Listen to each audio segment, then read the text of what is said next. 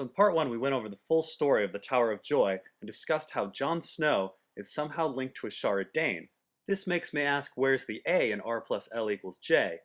But that's not the only problem with this popular theory. The other is the promise. We know that Ned is haunted by a promise that he makes Lyanna, and over the course of a Game of Thrones, this haunting escalates.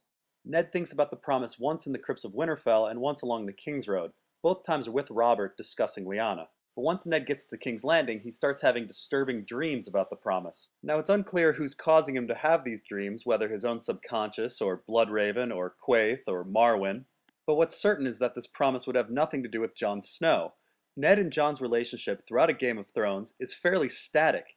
Jon gets sent to the Wall, and that's it. Ned has no ability to change his relationship with Jon once he's in King's Landing. So haunting Ned with dreams about Jon would be pointless unless you're trying to get Ned to leave the city and head to the Wall.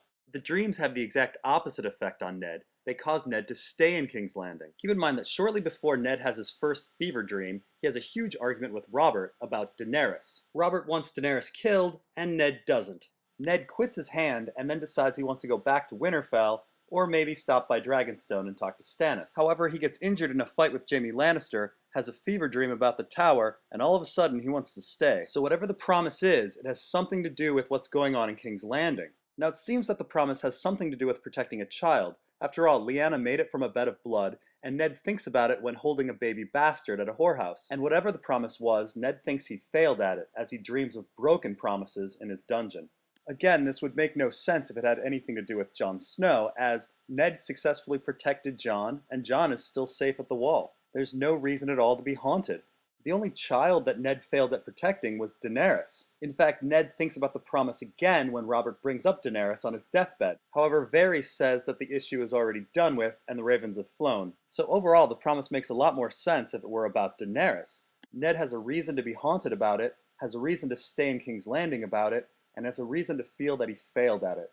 So what are we saying here? R plus L equals D? How is that even possible? Wasn't Daenerys born on Dragonstone? Actually, we don't really know anything about Daenerys' early childhood. Our only source on the matter is Viserys. From what Viserys has told her, Daenerys believes that she was conceived right before the sack of King's Landing, was born on Dragonstone, and then moved to Braavos to live in the house with the Red Door. Dany only has foggy memories of the House of the Red Door, but she definitely remembers a lemon tree outside of her window. But here's the thing, there are no lemon trees in Braavos. Braavos is a cold, windy, and treeless place, so Viserys has lied to Daenerys about her childhood for some reason. And Quaithe keeps wanting Daenerys to remember who she is for some reason. Not to mention all of the weird Red Door dreams Quaithe keeps sending her. But beyond Ned's association of the promise with Daenerys, there's one other thing that makes me think that Daenerys was at the Tower of Joy. Ned weirdly pulls the Tower of Joy down single-handedly. This is a Herculean task, even if we assume the tower were only a couple stories and that he was using horses. Maybe Howland used magic, but the text says that Ned did it. So how can one person possibly bring down a Tower of Secrets? Well, the Tower of Joy is not the only tower to go down in our story. Cersei brings down the Tower of the Hand, and she does so quite easily with the use of wildfire. So if Ned found some wildfire in the base of the tower, he'd be able to do the same. Now you may ask, why would there be wildfire at the Tower of Joy? And I would reply, why wouldn't there be? Aerion Targaryen drank wildfire thinking it would transform him into a dragon. And then we have Egg and his son who burned up at Summerhall. The Mad King Aerys placed wildfire all around King's Landing and hoped in the Inferno he would be transformed into a dragon. And of course Daenerys walked right into a fiery pyre. The point being, more often than not, Targaryens want to create a big, flaming inferno. And the pyromancers of King's Landing tell Tyrion that some of Aerys' wildfire went missing. Now I know what you're thinking, burning Lyanna and a baby? Isn't that awfully cruel? Well, let's remember that the Azor Ahai legend involves the killing of his wife. And let's remember that when prophecy-obsessed Maester Aemon met prophecy-obsessed Melisandre, he naturally assumed that she'd be burning babies. And let's remember that Daenerys seems to have actually been part of hatching dragons. So Rhaegar wanting the Tower of Joy to go up in flames is not very far-fetched. In fact, it's exactly what you'd expect from a Targaryen. But everybody seems to really like Rhaegar. Would he really do that? Let's remember that we don't actually know very much about Rhaegar, but we do know a lot about Egg. He was a great guy, and he still died in a fiery inferno. Rhaegar was one secretive dude, and it's said that no one really knew him. But what about Ned? I mean, Ned doesn't seem to like Rhaegar, but he doesn't seem to hate him either. Shouldn't he? Let's remember that Ned has some serious holes in his memory regarding the Tower of Joy and Rhaegar. Whether these holes are from magic or from trauma is unknown, but no matter what you believe happened at the tower, it's very clear that Ned hasn't put all of the pieces together. Okay, if R plus L equals D, what about Jon? Quite obviously, in Ice and Fire, Jon and Daenerys are parallel characters. Jon is on the ice front, associated with the old gods, and Daenerys is on the fire front, associated with the red god. So if we assume that Rhaegar, with all of his rubies, is trying to birth a savior for the red god, who's trying to do anything for the old gods? And this brings us back to Howland Reed. As I hinted on before, Howland Reed's presence at the Harrenhal tourney is awfully suspicious. He just so happens to stumble upon the tourney while on a quest to the Isle of Faces. He later is such a badass fighter that he can go up against Kingsguard, and yet he gets his ass kicked by a bunch of 15-year-old squires? It seems that Howland wanted to meet the Starks, and pretending to get his ass kicked in front of Lyanna was part of his plan. What plan is that? Well, after making friends with the Starks, he spends an evening staring at Ashara Dayne. Now, besides making Howland look like a creeper, this staring would also cause the Starks to notice Ashara as well.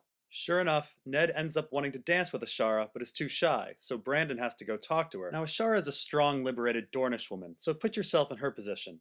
Would you rather have the shy, meek Ned, or the strong, confident Brandon? But even if Ashara were down to fuck Ned, she couldn't, as Howland cockblocks him for the rest of the evening. What do I mean? Well, Howland then stares at the squires who beat him up earlier. This again causes the Starks to take notice. Benjen and Lyanna start scheming with their Night of the Laughing Tree plan, while Ned seems to keep Howland company. He even offers Howland a place in his tent. Now, it should be noted that an open spot in Ned's tent means he's not getting down with Ashara Dayne. It should also be noted that Brandon is now not in the story. With Brandon being known as a womanizer, and Barristan Selmy saying Ashara looked to Stark, and with the other three Stark children being busy, it seems that it was Brandon and Ashara getting down. Howland actually seems to have nudged Brandon in Ashara's direction and freed him up from his siblings with nothing more than a few haunting stares. And while most people are focused on the romance between Rhaegar and Lyanna beginning at Harrenhal, it's balanced by the romance of Brandon and Ashara. But when did Brandon and Ashara have time to conceive a child during the war? Well, if you remember, Brandon goes to King's Landing at the very beginning of the war. He's arrested and eventually executed.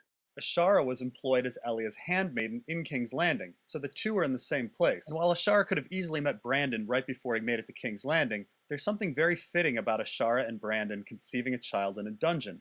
Keep in mind, the story of Bael the Bard is a story about a bard who kidnaps Lady Stark and produces a child. It's another one of these stories that has all the elements of our current story just jumbled around. For example, Rhaegar is a bard who steals Lady Stark. Lady Stark's father happens to be named Brandon, and she ends up committing suicide in the end like Ashara, though this time from a tower rather than a cliff. Now in the story, Lady Stark and the bard end up conceiving a child in the crypts beneath Winterfell. So Brandon and Ashara conceiving a child in a dungeon would parallel this quite well. But how Brandon and Ashara conceived a child isn't that important, just that they did. Now we have one ice and fire couple producing a fire child, and another ice and fire couple producing an ice child. Lyanna and Brandon have a balance. They both find their love at Harrenhal, and they both end up in the crypts together. Now, as you may have guessed, there must be a baby swap at Starfall for this to work out. But the swap kind of makes sense. If Ned has a blonde baby, he can't exactly discreetly raise her as his own. Meanwhile, at the time, Ashara and Brandon's bastard happens to be the only heir to Starfall, or at least he can put in a pretty good claim for it. The text is ambiguous on who's older, Ashara or Edric Dayne's father, so it's hard to say who would inherit Starfall under Dornish law, especially if Brandon and Ashara were secretly married in front of a heart tree. Nonetheless, these inheritance issues are always a headache, so Ned is doing a huge favor for House Dayne by taking care of Jon as his own. And if Ashara agreed to fake her death and spirit Daenerys away, she's doing a huge favor for Ned. Now, if Jon is the son of Brandon, he may think he has a claim to Winterfell, so Luwin is doing a real favor to Robb by sending him to the Wall. And while Viserys should have claim over his niece, he weakens Daenerys' claim even more by making her his younger sister. At the same time, as his younger sister, there's no question of legitimacy, so she can be married off. So by adjusting the equation to R plus L equals D, B plus A equals J, we can explain a lot more of the story. But does this fit in the timeline? And what about the Kingsguard? And we'll talk about those in part 3.